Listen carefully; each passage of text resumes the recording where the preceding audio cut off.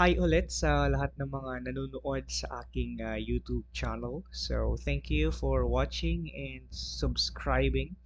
Um, I continue to upload some lecture videos related to um, professional education because I have seen that a lot of students have benefited from this. Actually, nabasa ko sa mga comments that the videos I have uploaded really help them in their reports. So that's the main purpose why I upload some videos, and that's to help those students who are preparing for the report or who really have to study independently in their lessons. Okay, so this is not to compete with your instructors or your professors, because you really have to listen and follow the instruction, do the modules and so on, uploaded or given by your instructors or professors, because they are really the experts in their in your courses. Okay. um, there are some of the subscribers or the mga nanonood din sa YouTube na nagtatanong ng mga questions. Some questions I answered, but it seems kasi na yung mga ibang question, it seems like it's a question not totally related to what I have shared, or not a clarification on based on what I have shared, but it seems like it's a question from probably their module. It's a question in their task probably. So I don't answer those questions because I might be giving answers to you na hindi na kayo mag-iisip. So in those things, questions, di ko talaga siya sinasagot because I have given the concept, I have explained it, and you can actually answer those questions once you get once you understood the lesson. So yun na. All right. So for today, I'm going to share with you another lesson, and this is about metacognition. This is a very important lesson in teaching and learning, and all teachers must be knowledgeable when it comes to this concept. And not to mention, of course, that this often appears in a board examination. So I'd like to start this sharing by quoting, all right, the statement stated by Cyril Hole, and it says, if you teach a person what to learn, you are preparing that person for the past. If you teach a person how to learn, you are preparing that person for the future. So what does it mean by that? Okay, it actually tells a lot about the teaching and learning in today's time. So before, we focus, teachers or education focused on what to learn. All right, it actually encapsulates on the content of the lesson. So mostly it's subject centered. Okay, but that's already in the past. So if that's how you teach, if you focus mostly on the content, on the mastery, and you are at the center stage, always, you are the fountain of knowledge, always, then uh, it's actually, you're not helping your students for the future, but you're preparing your students uh, in the past. Okay, which is not really essential nowadays, right? So we need to focus instead on how to learn. All right. So it actually reflects what we so-called as learning to learn. So that's one of the pillars of education, ano? Meron tayong tinatawag na learning how to learn, and that's how we teach our students. We have to teach our students how to learn, because um, I always tell this in my class that you cannot teach a child everything that he or she needs in 1 year, in 4 years, even in 6 years, in 12 years of studying. You cannot teach everything to that child what he or she needs once he or she graduates. All right, there will be there will be new things, there will be innovations. All right, and what they need to learn, what they need to enhance is their skills on how to learn new concepts or new things. If those faculties were actually enhanced amongst students, the learning will be infinite. All right, the learning will be infinite. So that's how we should teach our students nowadays. Okay, now let's try to understand already what is learning to learn and what is metacognition. Learning to learn entails deeper awareness of how one processes information. So you need to be aware. If you take you have to take yourself as an example. Okay, are you aware kung paano ka natututo? How do you process information? Are you aware of that? Are you aware na mas nagagrasp mo yung information? If you see graph, for example, if you are seeing an illustration uh, plus an instruction of your teacher, mas natututo ka ba sa ganon? That's how you process information. Or are you aware na mas natututo ka pala kung nakikinig ka lang, right? Or do you have a deeper awareness na mas naiintindihan mo siya kapag binabasa mo lang? Like, there's no other images, well, di na kailangan ng audio as long as you read it. That's how you process information even better, right? So, as a learner, you have to be aware. You again imagine yourself as students. Um, you have to be aware how do you process information. Okay, as a teacher, you have to determine how your students process information, and you help them analyze and realize how they process information. But it's not only that. They must have also the ability to evaluate his or their own thinking. Okay? So how do they do that? Okay? Paano mo malalaman na mas natututo ka kapag nakikinig ka lang? Do you evaluate your learning? Have you tried listening only and then reading and then compare saan ka ba mas natuto? All right? So do you often ask yourself kung anong strategy ang mas nag-work sa'yo for you to understand the lesson better? That's how you evaluate your own learning or your own thinking. And from that, you develop ways, right, to make your learning process even effective. So tatlong process yan, no? Dapat alam mo or aware ka kung paano mo pinaprocess yung information, and you can do that when you try to evaluate your own thinking. And when you evaluate your own thinking and determine what's best for you, you can actually create ways so you can make your learning process even more effective and efficient. And that's learning to learn. And that's closely related to what we saw called metacognition. So ano nga ba yung tinatawag nating metacognition? When you sense that you are experiencing some difficulty with a topic you're studying, yeah, this is a good way to start understanding metacognition. What do you do? Ang hirap ng mathematics in the modern world, right? Ang hirap intindihin. But what did you do for you to understand it better? No? Ang hirap naman nung purposive communication, right? I'm not good in English. I'm not good in communication. But what did you do to learn it better? That's metacognition, right? You're aware na probably hindi yun yung dominant intelligence mo. Okay? But you're aware kung paano mo siya matututunan ng mas mabuti.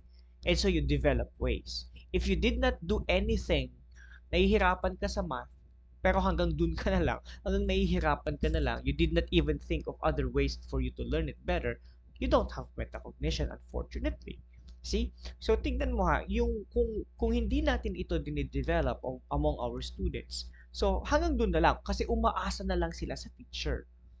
Okay? Nakikita ninyo na yung importance ng metacognition amongst our students and of course, teachers. Okay? Now, what is metacognition then? It's a term coined by John Flavel. Ayan, baka lumabas yan sa board exam ninyo. Okay, take note na this is a term coined by John Flavel, and it means simply thinking about thinking. Yeah? It means simply thinking about thinking or learning how to learn. Kaya nga rinelate natin yung yung learning to learn na pillar ng education. Okay? Because it's the one of the definitions of metacognition. Thinking, you think of your own thinking. Sometimes we only think of what we learn. We think of the content, but have we thought of how we think? That's metacognition, right? Thinking about your thinking, thinking about thinking. Okay, so it refers to higher order thinking, which involves active awareness and control over the cognitive processes engaged in learning. Okay, ito yung sinasabi natin kaninang awareness. Tama? So yun yung active awareness natin. Paano ka natututo, paano mo pinaprocess yung information. And thus, hindi siya nag-end doon sa awareness, right? Because you must gain control over your cognitive process. Saan ka magaling? Saan ka mahina?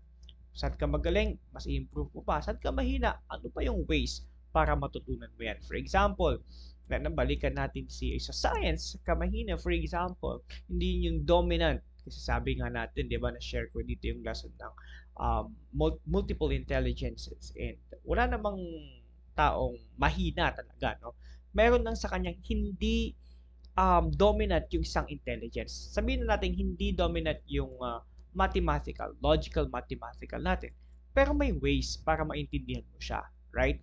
You don't only rely. If you have a metacognitive skills, if you have metacognition, nahihirapan ka sa mathematics, you don't only rely to your teacher, di ba?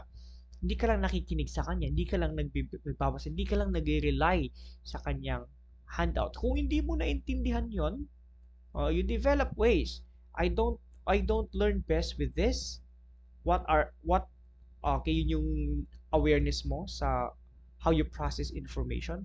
You were able to evaluate your own thinking, and sabi mo na, seems like it's not enough. I need to learn more and understand better. What do you do?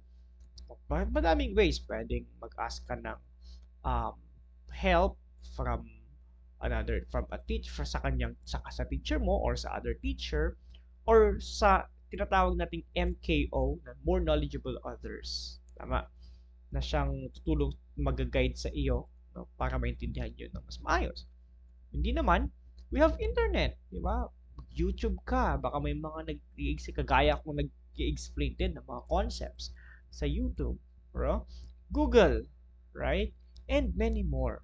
Okay? So you're now making ways. That's metacognition. Okay?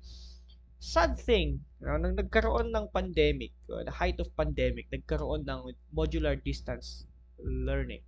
Okay? And then, unfortunately, maraming estudyante ang hindi na-develop ang metacognition. But, don't get me wrong, no? Hindi lang ito kasalanan ng mga estudyante. Okay? Mayroong din pagkukulang ang education sector. Kasi hindi din naman natin totally natulungan lahat ng estudyante to develop their metacognition. Kaya anong nangyari? Yung module, pinapagawa sa parents, pinapagawa sa tutor, tataas ng grade, di ba? Tataka ka, ang gagaling nila. Okay? Pero nang nag-face to face parang parang bumaba yung kanyang performance. Ayun pala, may ibang sumasagot. It's because hindi natin na-develop din. We failed to develop their metacognition. Yan. Bumalik na naman tayo sa importance of it. Okay. So, when we talk about metacognition, we have what we so-called metacognitive knowledge. Okay? So, it's the knowledge that is required. This knowledge refers to acquired knowledge about cognitive processes, knowledge that can be used to control cognitive processes. Further divides metacognitive knowledge into three categories. So it's the umbrella, metacognitive knowledge. In the metacognitive knowledge, we have three. We have metacognitive knowledge of person, variables, task variables, and strategy variables. So iikot dito guys ang ating discussion. Ano nga ba yung tinatawag nating metacognitive knowledge of person, variables, task variables, and strategy variables. Okay. So, unahin natin si person variables. So, this includes how one views himself as a learner and a thinker. Okay, you must know who you are as a learner or as a learner or thinker. So, alam mo din dapat kung ano yung Saan ka magaling, saan yung hindi ka masyadong magaling. Okay? Saan yung inclination mo. You have to know that. Okay? Knowledge of person variables refers to knowledge about how human beings learn and process information, as well as individual knowledge of one's own learning process. How do you process information? Person variable. Halimbawa, may mga kilala mo sa sarili mo na hindi ka talaga hindi ka nakakapag-concentrate, hindi ka nakakapag-review ng maayos kung maingay. Person variable yon. Okay? You know to yourself na mas mainam kung nag-review ka kapag ka may background music. Person variable. It's your knowledge on how you process information. Okay? May iba, kapag alam mo na mas nakakapag-concentrate ka if you review early in the morning. Person variable. Knowledge lang yun ha. Knowledge mo lang about yourself, about you as a learner. That's person variable. The other variable is task variable. Okay, you know already who you are, what works best to you, what are you good at, what are you not good at. Okay, now let's understand task variable. So knowledge of task variables includes knowledge about the nature of the task as well as the type of processing demands that it will place upon the individual. Actually, ito yung isa din sa mga hindi na-enhance sa mga students. Okay, sometimes ganun nangyayari, no? Na-observe natin ito if there are teachers who are listening here. Iba't ibang subjects, iba't ibang requirements, and then hindi nila actually maagang binibigay ahead of time, so they have time to prepare, pero hindi nila sinisimulan na maaga. And so, what happens is, kapag malapit na yung deadline, nagka-cram na yung mga students, and they don't know kung ano yung uunahin nila. If you don't know kung ano yung uunahin mo na task, kasi hindi mo alam ano ba yung mas mahirap na gawin, ano ba yung task na it requires a lot of time, ano ba yung task na dapat ko nang isubmit kagad. You don't know about those things, you don't have task variables. Okay? It is about knowing what exactly needs to be accomplished. First, gauging its difficulty and knowing the kind of effort it will demand from you. So, as a learner who has task variables, you know how to organize the task you have. You have a lot of subjects, ano yung mga requirements. Research yung isa, dapat maaga nang gagawin kasi it's a long process, very arduous task. Okay? May mga iba na madali naman, pwede ding sa huli na lang, unahin mo yung mahirap, di ba? But it depends on you, di ba? If what best for you is mas nakakapag-concentrate ka kapag inuuna mo yung mas madaling matapos, then you do it. Kasi that works for you, that's person variable. Task variable refers to knowing what are the tasks at hand, the time and effort each task needs, and when will the task due, so you can organize the task. Okay, that's task variable. And lastly, strategy variable. So alam mo na you know yourself, you have task variable. Most importantly then, after you know those things, we have strategy variable. So ano naman gagawin mo? You know yourself as a learner, you know you have task variable. Okay, what then will you do? This variable refers to the knowledge of strategy variables. Knowledge of strategy variables involves awareness of the strategy you are using to learn a topic and evaluate whether this strategy is effective. If you think your strategy is not working, then you may think of various strategies and try out one to see if it will help you learn better. Okay, so there's no sense of knowing task variable and person variable if you don't have strategy variable. You get to know yourself as a learner. You get to know the task variable because you need to employ a strategy. Okay? So ano ba yung strategy na go-work sa'yo? Okay? Do you need to mas gusto mo ba na inuumpisan yung mahihirap because it takes a lot of time, o dapat ba yung mas madali muna? It's up to you. Pero since halimbawa tomorrow or the other day na ang pasahan, uunahin mo yung madali kasi yun yung deadline kagad. Yung mahirap, matagal pa naman. So you need to schedule it. Okay? Strategy variable, ni-strategize mo na siya. Inuunti-unti mo na siya. Okay? You know na mas nag-work ka ng mas maaga, schedule mo na yung gising mo ng 4 a.m. for example. So nauunti-unti mo yung mga task na mga kailangan mong gawin. Okay? And so on. Okay, that's strategy variable. Now, um, terms like meta attention and meta memory are also related to strategy variable. Ano nga ba itong meta attention and meta memory? Kindly take note of this kasi these are the technical terms we use in professional education. Metacognition, meta attention is the awareness of specific strategies so that you can keep your attention focused on the topic or task at hand. What the different strategies for you to focus, kaya nga meta attention. Kasi ang problema sa atin, if you're doing something, especially yung mga Gen Z, hindi mo makuha yung attention nila 5 minutes, 10 minutes, hindi na sila makikinig sa'yo. If yung pinapagawa mo does not catch their attention, probably they won't do it, or they just do it for compliance, and that's it. Okay? So, pero dapat sa meta attention na you need to enhance, to help your students also enhance this one. They must see and know strategies so they would keep focused on the task. Okay? Halimbawa, even nga simple essay lang, no? And then mag-search sila, for example, no? It's an argumentative essay. So kailangan nila ng references. And when they open their internet, ang dami ng pwedeng distraction, di ba?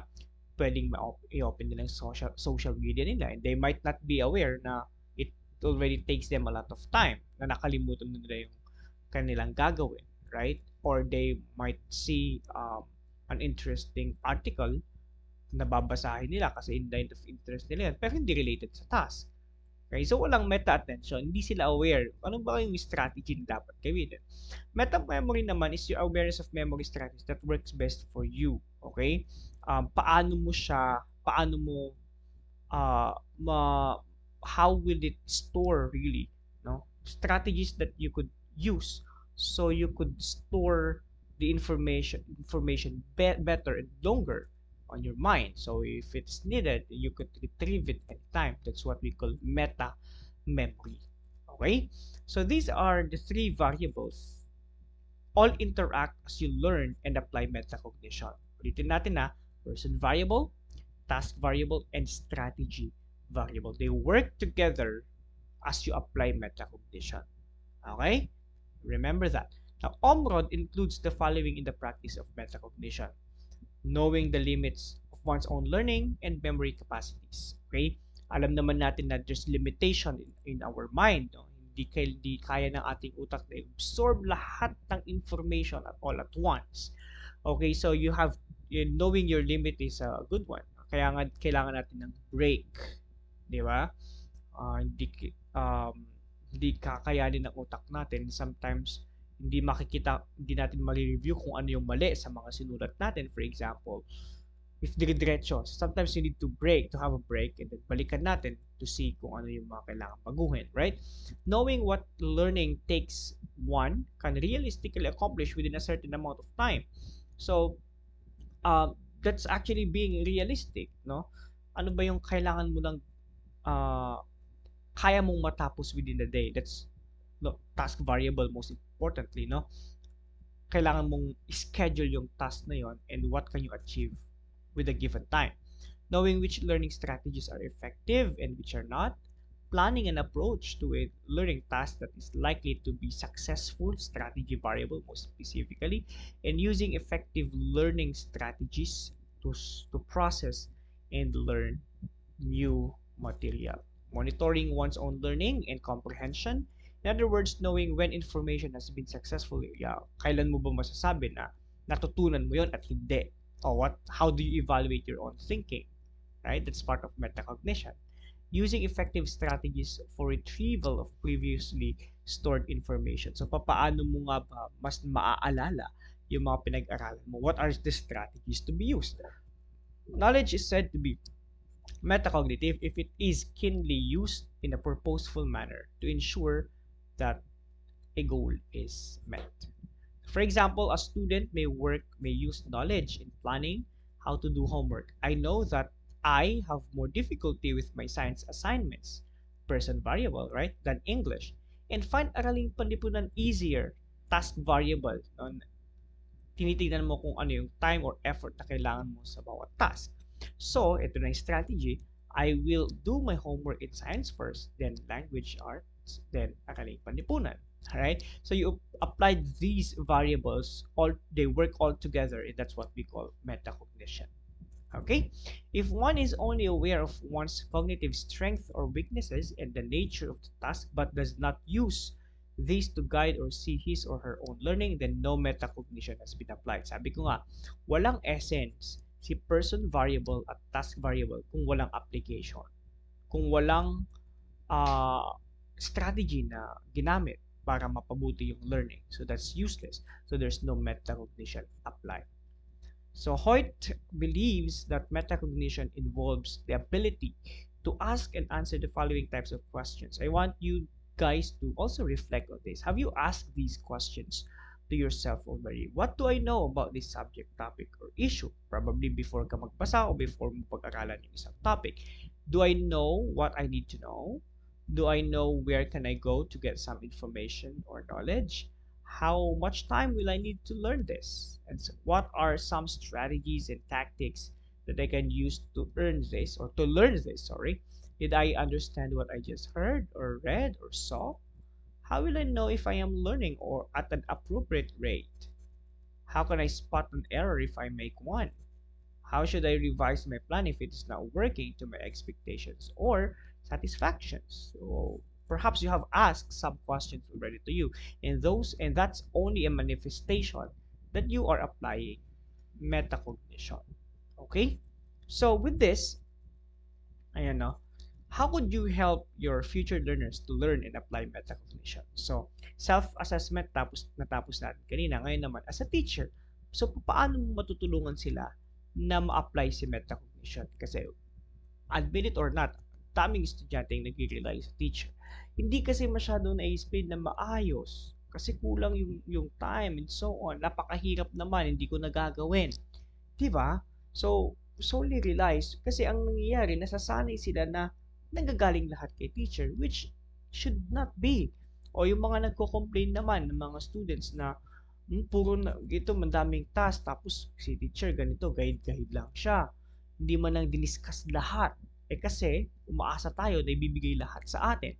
But learning in the 21st century is not like that. No? Again, the instructors, the professors, the teachers are facilitators. Diba? So, you need to discover. Kaya nga, kailangan natin i-enhance ang learning to learn. If we teachers only feed them, only spoon feed them, they won't develop that learning to learn. That means we fail to educate this generation for the future. So, I'd like you to reflect on that.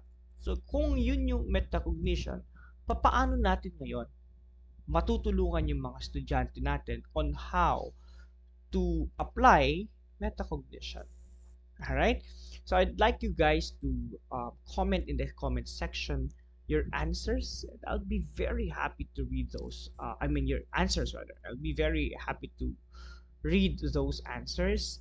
And after some questions, some answers, sometime I will, next video, I will also I will also upload different strategies kung paano natin matutulungan ang ating mga estudyante to apply metacognition. But I'd like you to think first in your own strategy and your own idea, paano ba natin matutulungan ang ating mga estudyante to apply metacognition.